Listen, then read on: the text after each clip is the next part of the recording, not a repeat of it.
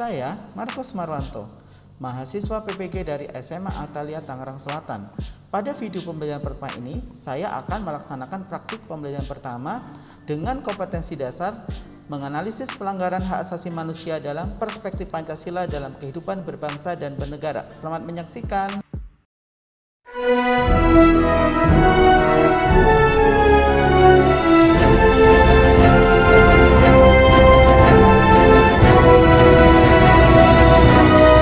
Selamat pagi teman-teman. Kembali kita mulai pembelajaran hari ini. Sebelum mulai pembelajaran, saya minta sangat untuk menyanyikan lagu nasional kita. Silakan ya.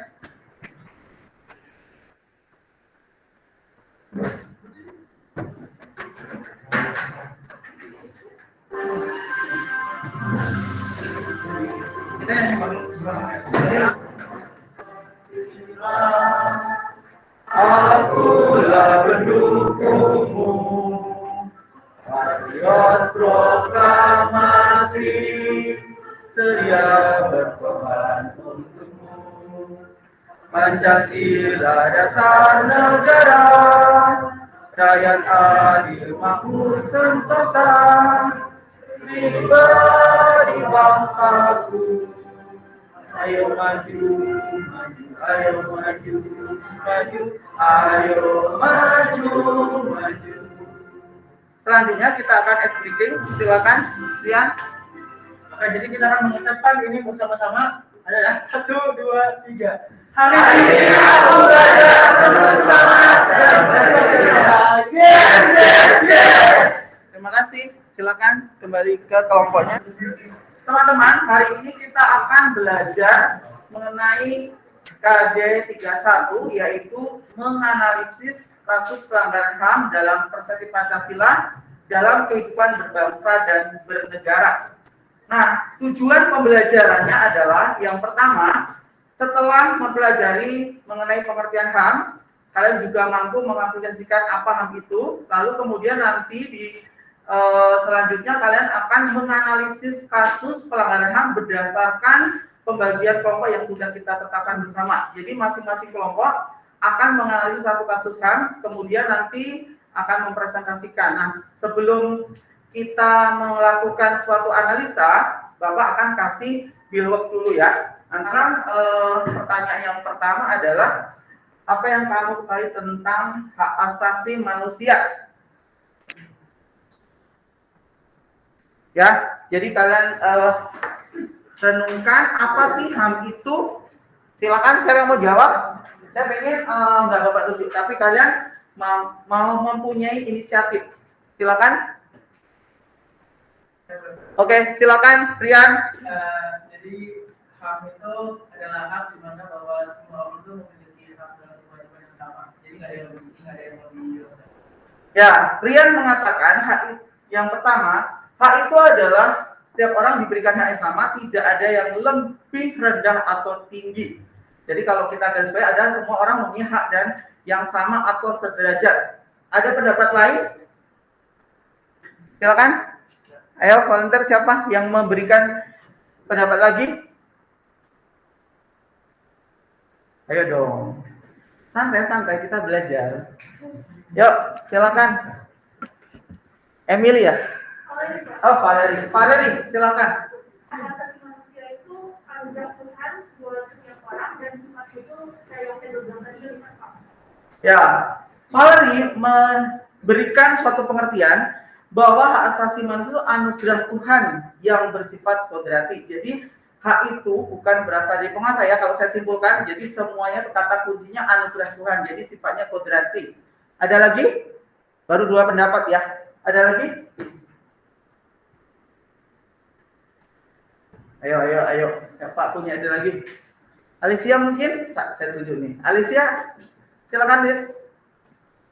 hak asasi manusia itu jadi kayak hak manusia udah butuh banyak yang manusia. Jadi kayak orang lain kan sudah manusia, jadi nggak boleh nama kamu.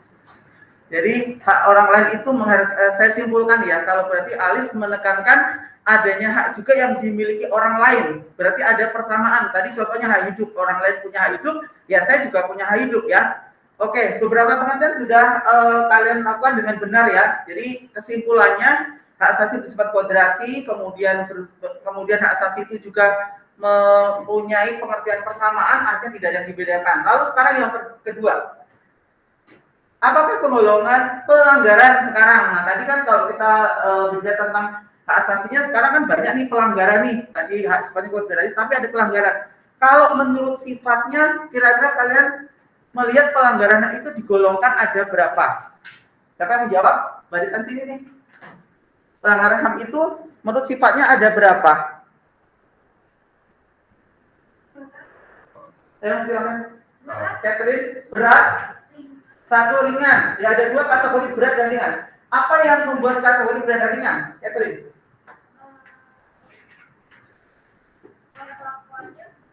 Apa? Perbuatannya? Perbuatannya bagaimana kalau berat? Kalau berat itu seperti penganiayaan nyawa. Menghilangkan nyawa secara apa? Ya, ada cara ya. Berarti sistem ya. Saya menangkap kayak membuat ada cara ya. Berarti sistematis dan struktur. Kalau yang ringan? Kalau yang ringan yang tidak menghilangkan, mengancam nyawa, tapi ditujukan untuk sipil. Nah, kalian sudah tahu perbuatan dengan menghilangkan nyawa orang lain secara terstruktur dan sistematis.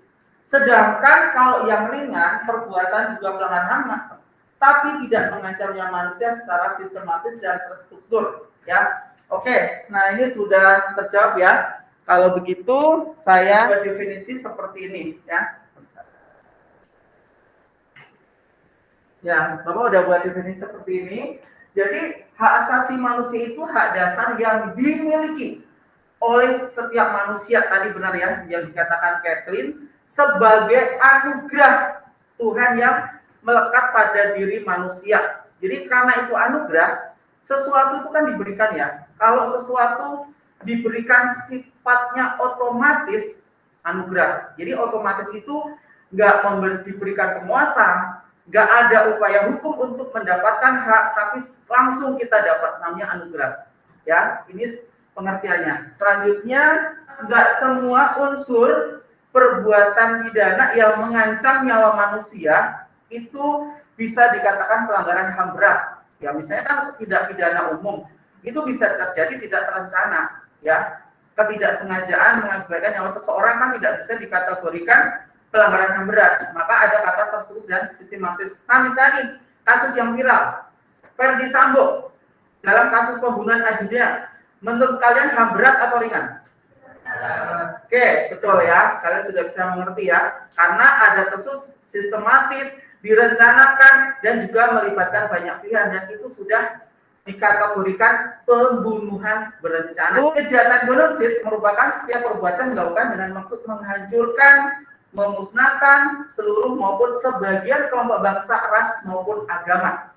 Yang kedua adalah kejahatan kemanusiaan, merupakan suatu tindakan perbuatan yang dilakukan sebagian serangkaian yang meluas yang ditujukan kepada penduduk sipil. Ya, makanya tadi kita bahas sepakat bahwa tidak semua memang unsur yang mengakibatkan kematian seseorang bisa dikategorikan HAM berat. Ya, karena sudah ada pengaturannya dan ada batasannya. Oke, ada pertanyaan? Ada media gambar. Nah, kira-kira gambar apa? Dan pertanyaan cuma sederhana nih. Apakah merupakan bentuk pelanggaran HAM? Silahkan kalian amati dan jawab dari pertanyaan Bapak. Silahkan siapa yang mau jawab? Ayo. Jadi Jonathan menjawab ini termasuk pelanggaran berat, pelanggaran HAM ringan. Karena ini walaupun hanya mungkin sampah, tapi dia membuangnya di sembarangan dan di situ ada pemukiman warga yang dapat mengganggu kenyamanan hidup seseorang. Oke ya. Lalu sekarang silakan amatin gambar terus bagaimana pendapat kalian? Ayo siapa? Bapak nggak tunjuk ya. Terus dampaknya bisa kamu lihat seperti apa kira-kira? kayak masuk gitu. Jadi kenapa itu pelanggaran kehidupan karena mengganggu kenyamanan orang-orang yang beri. Kalau misalnya hanya sebatas kerusuhan lalu ada asap segala macam itu masuk ya dengan. Tapi misalnya nih, ini kan gambarnya mungkin nggak terlalu spesifik ya. Kalau full, terus ada berbagai aksi anarkisme, berat atau ringan? Ya berat ya. Rian mengamati gambar ini, lihat dampaknya tadi bilang. Itu kalau misalnya hanya asap, efeknya ya termasuk ringan. Tapi faktanya ada data enggak tentang misalnya dari tim pencari fakta ya, ada korban jiwa enggak, korban luka-luka enggak. Kalau gambar sekilas mungkin ini kita bisa menyimpulkan dua ya, bisa berat, bisa ringan. Oke, dapat ya poinnya. Nah, ya faktor penyebabnya ya, teman-teman. Kita bahas ya. Sifatnya ada dua, internal dan eksternal ya. Nah, kita akan menonton bersama ya. Nah, yang pertama adalah kasus Marsina.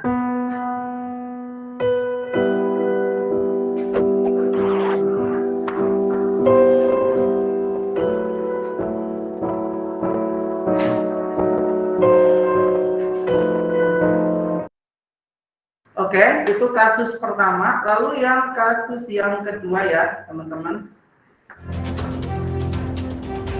Sekali lagi TPF ini bukan bentukan swasta gitu ya, tapi memang dibentuk dengan sebuah keputusan dari lembaga perizinan itu sendiri.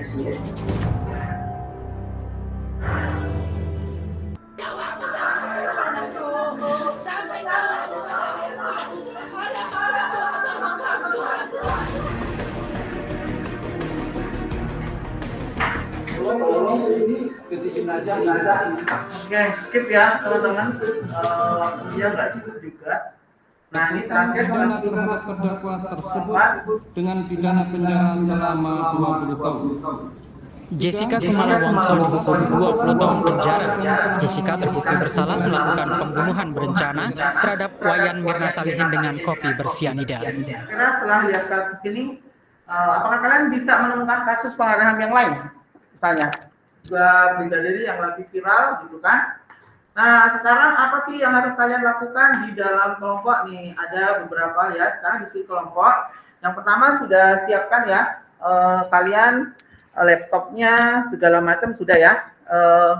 Gadget laptop atau yang nggak bawa laptop, handphonenya ya disiapkan. Lalu apa yang harus kalian lakukan teman-teman? Perhatikan ini. Nah,